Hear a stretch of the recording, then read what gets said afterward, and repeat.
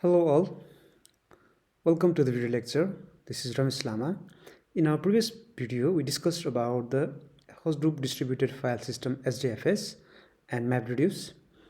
The SDFS is based on the Google file system and it provides a distributed file system that is designed to run on the commodity hardware, or we can say that it provides the distributed storage across the clusters of the computers. Unlike other distributed systems, this SDFS is highly fault tolerant and it's designed using low-cost hardware, and SDFS holds very large amount of data and it provides the easier access. And to store the huge data, the files are stored across the multiple machines, and these files are stored in the redundant fashion to provide the fault tolerant or to rescue the system from the possible data loss in case of failure. And it also makes applications available to parallel processing. And we can see here Hadoop version 1.0, and it consists of two parts like SDFS, Hadoop distributed file storage, and the MapReduce for the data processing and resource management. And here we can see here that the MapReduce, like the MapReduce, we can see the MapReduce is for parallel programming model for writing the distributed applications for efficient processing of the large amount of data. Even it may go to the multiple terabytes of data sets on the large clusters, or like for the thousands of nodes of the commodity hardware in a reliable and the fault tolerant manner. Here we can see that the MapReduce in this version 1.0, it consists of the job tracker, and which was also the single master. And we can see here the job tracker. This job tracker allocated the resources and performed the scheduling and monitored the processing jobs. We discussed about this job tracker in our previous class as well. And it assigned the map and reduce tasks on a number of subordinate processes called the task tracker. We can see here this is the job tracker, and it assigns this map tasks and reduce tasks, which we discussed in our previous class about this in the MapReduce.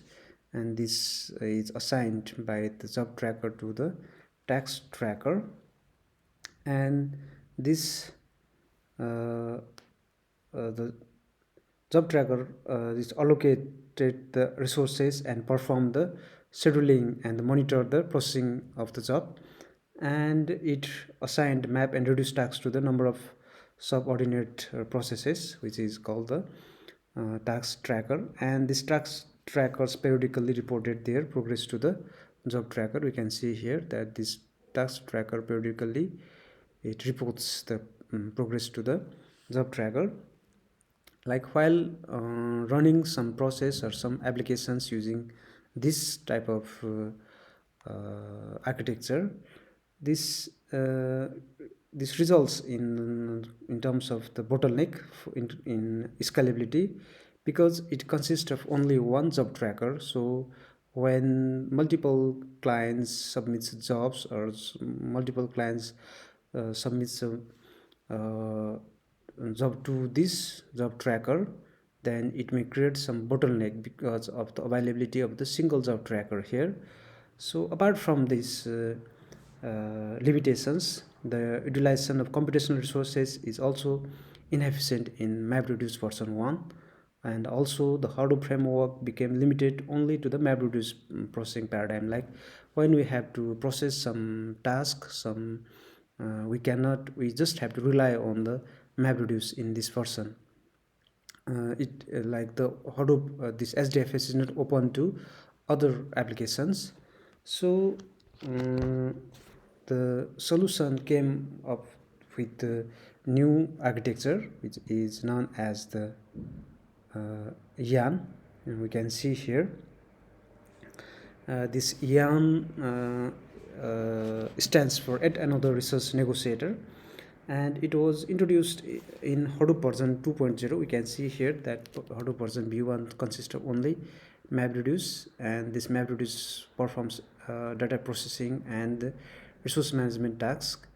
However, in Hadoop v2 version 2, there came YARNn in between the MapReduce and the SDFS, and it was introduced in Hadoop 2 to remove the bottleneck in job tracker, which was present in Hadoop 1.0 we just discussed before. And YARNn also described as a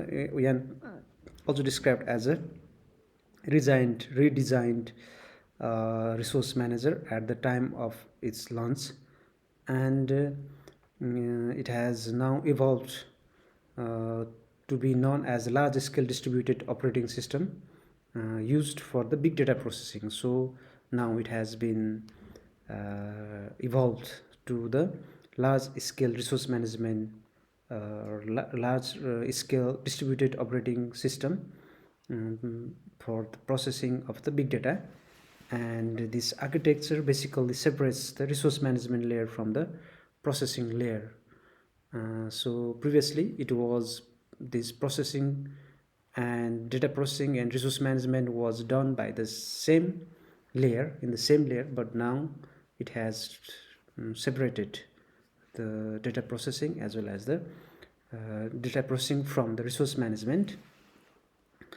And another thing about this YARNn is like it allows different data processing engines like graph processing, interactive processing, and stream processing, as well as batch processing to run and process data stored in the SDFS. Now this SDFS distributed data can be processed using some other frameworks as well. Like in previous version v10, when YARNn was absent, here the processing was relied only on the MapReduce, but here it can be the data stored in SDFS can be processed not only by MapReduce but also by other processing frameworks. Like we can see here, it can dynamically and through its various components, the YARNn, it can dynamically allocate various resources and schedule the application processing. And for large volume data processing, it is quite necessary to manage the available resources properly, so that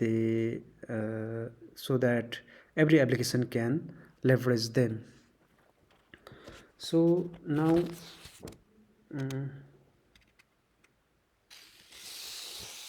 let's see some components of the YARNn.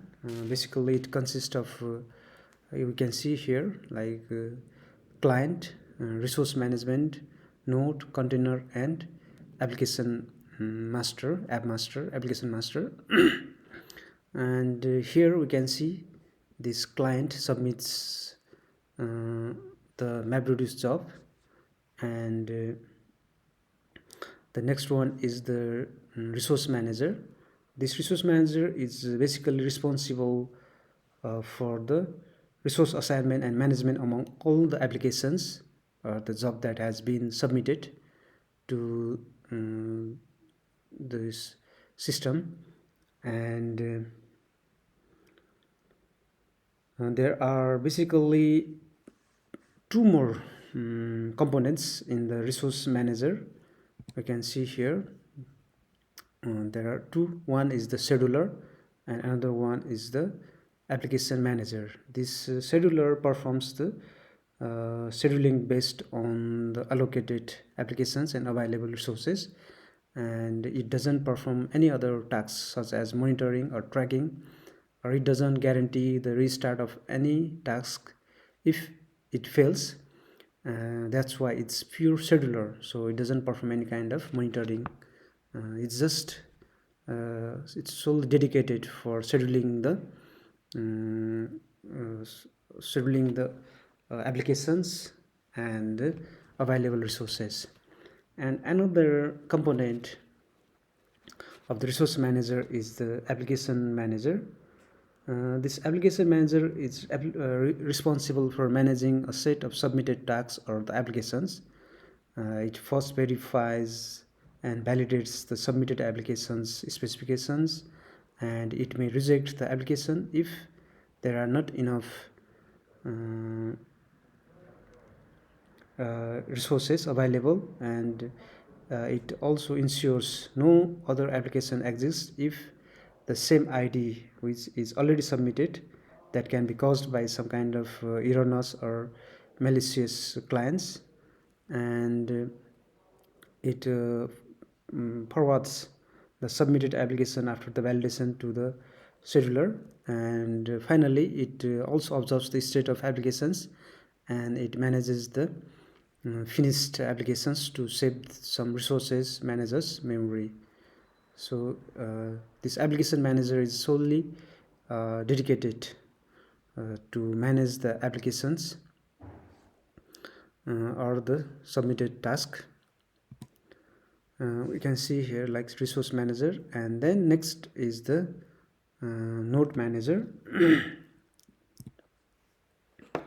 This node manager is fully responsible. Here we can see this node manager is fully responsible for execution of the tasks in each data node. You can see, and this is fully responsible for the execution of task, and it takes care of individual nodes on the Hadoop cluster and manages the applications and workflow and that particular node, and it basically monitors the resource usage, performs log management, and also kills a container based on the directions from the resource manager. We will discuss about the container later. And it's also responsible for creating the container process and start it on the request of the application master. And the node manager in YARNn by default sends the heartbeat to the resource manager, which carries the information of running containers and regarding the availability of the resources for the new containers. And as we have discussed about the container. Here the container means it's a set of resources like CPU cores, RAM, and the memory disk on a single node, and they are scheduled by the resource manager and monitored by the node manager. And it consists of the container launch context. It manages the CLC, or the container launch the container launch context manages the YARNn containers, and CLC is the record that contains information such as environment variables, security tokens, and dependencies. These are the stuffs that controls the YARNn containers. And another component in the YARNn is application master, and this application master is a single job. The application, like first let's see the application is a single job which is submitted to the framework, and the application manager or the application master is responsible for negotiating resources with the resource manager, tracking the status, and monitoring the progress of the single applications. And this application master requests the container from the node manager and sending a container launch context CLC, which includes everything of an application needs to run. And once the application is started, it sends the hard report to the resource manager from time to time. So let's see how the workflow takes place in the YARNn. And here we can see a few steps where which are involved in the application workflow of the Apache Hadoop YARNn. Here we can see, like, at first step, the client submits an application, and the resource manager allocates the container to start the application manager. We can see here, and the application manager registers the resources manager, and next the application manager asks containers from the resource manager, and next again the application manager notifies the node manager about, in the fifth stage, about the launch of the containers, and sixth, the application code is executed in the container. We can see here the application code is like the container, which we have discussed before about this container, like it's a CPU or it's physical unit or some processing unit. And the client contacts resource manager, application manager, to monitor the application status. We can see here this resource manager will monitor the status of the applications, and once it's completed, the application manager registers with the resource manager. So in this way the workflow of the application takes place in the Hadoop YARNn. And while talking about the Hadoop, as we have been discussing about Hadoop, for big data processing, this Hadoop uses like some kind of distributed file system for storing big data and MapReduce to process it. That's why it excels in storing and processing of the huge data of the various formats, such as arbitrary. It may be arbitrary, the data format may be arbitrary, or it may be semi-structured or even unstructured. So we can say that Hadoop is the best Hadoop is the best choice for processing some kind of processing and storing the big data, or the data of the huge size with the of the various formats. But however, the limitation of the Hadoop is like it can perform only batch processing, and data will be accessed only in a sequential manner, like as we have seen, the data is stored in SDFS, and we can, if we want to access the data in SDFS, we have to go through some sequential manner.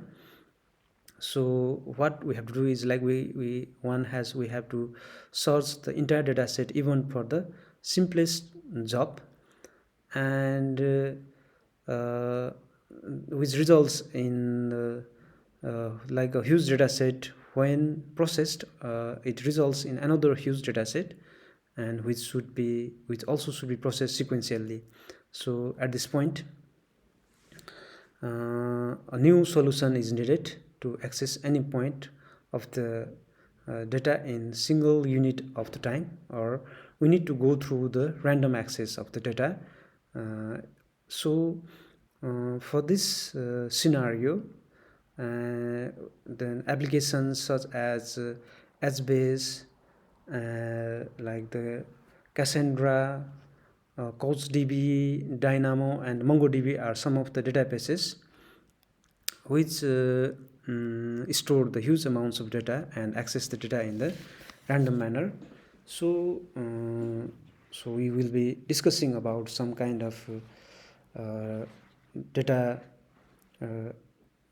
some kind of storage system,